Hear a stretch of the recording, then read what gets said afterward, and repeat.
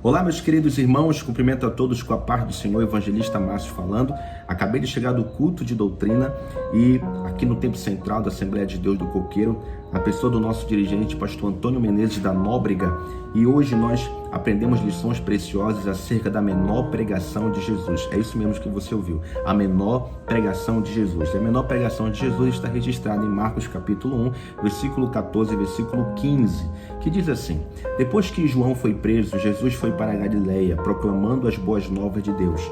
O tempo é chegado, dizia ele, o reino de Deus está próximo, arrependam-se e creiam nas boas novas. Essa aqui é a menor pregação de Jesus, mas dessa menor pregação de Jesus nós podemos tirar pelo menos 4 grandes verdades.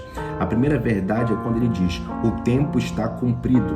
2 Coríntios capítulo 5, versículo 17 diz a seguinte expressão: portanto, se alguém está em Cristo, é nova criatura, as coisas antigas já passaram, eis que surgiram novas coisas. Ou seja, em Jesus Cristo nós temos novidade de vida. Ainda mais, toda e qualquer profecia do Antigo Testamento se cumpre na pessoa de Cristo Jesus. Essa é a primeira grande verdade.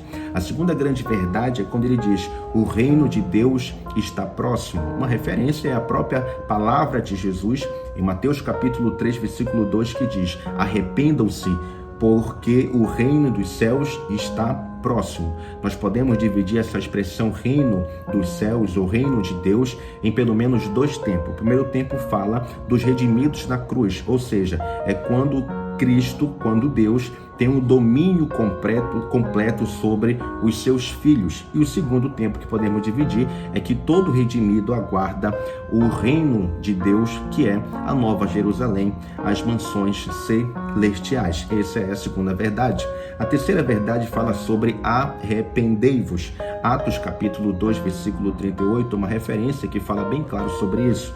Quando Pedro diz, arrependam-se e cada um de vocês seja batizado em nome de Jesus Cristo para perdão dos seus pecados e receberão o dom do Espírito Santo de Deus. Ora, o arrependimento, ele é fundamental para recebermos Cristo como Senhor e Salvador. Sem o verdadeiro arrependimento, não existe o Evangelho da salvação. Essa é a terceira grande verdade. E a quarta e última grande verdade é crer no Evangelho. Romanos capítulo 1, versículo 16 diz, não me envergonho do Evangelho, porque é o poder de Deus para a salvação de todo aquele que crê. Primeiro do judeu e depois do grego. Isso aqui é uma expressão do apóstolo Paulo, quando ele deixa claro para nós o que é o Evangelho. O Evangelho é o poder de Deus para a salvação de toda nele que crê.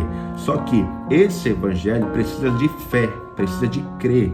Por isso que ele usa a expressão crer no Evangelho. Então primeiro vem fé, para depois nós tomarmos posse do Evangelho. E a fé, segundo Hebreus capítulo 11, versículo 1, é o firme fundamento das coisas que esperam, mas é a prova das coisas que não se veem. Eu não estou vendo, mas acredito. Exatamente isso é fé. Essa é a grande verdade sobre o Evangelho. Ainda falando sobre o Evangelho, é importante destacar algumas outras características do que é o Evangelho. E o Evangelho, em resumo, ele se concentra, ele centraliza na pessoa de Cristo Jesus.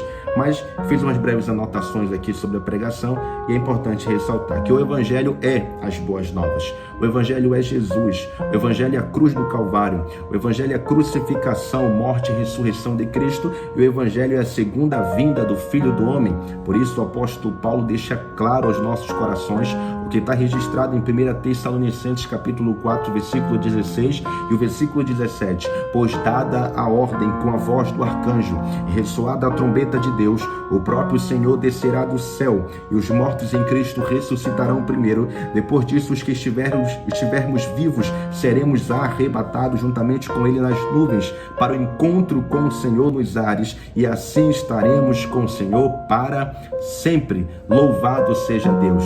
Ele vem, ele vai voltar para buscar o seu povo, para buscar a sua igreja, para juntos estarmos com o Senhor para sempre. Que esta pregação de Jesus alcance teu coração e que você seja poderosamente abençoado pela palavra.